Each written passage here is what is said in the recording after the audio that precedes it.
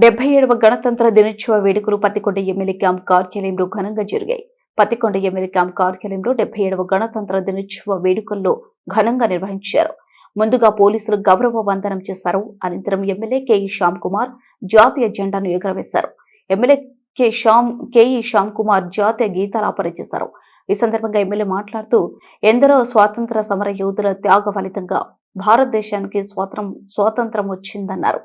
వారి ఆశయాలకు అనుగుణంగా ప్రతి ఒక్కరూ పనిచేయాలన్నారు. గణతంత్ర దినోత్సవ సందర్భంగా మన దేశ సార్వభౌమత్వాన్ని ఘనంగా జరుపుకుందామన్నారు.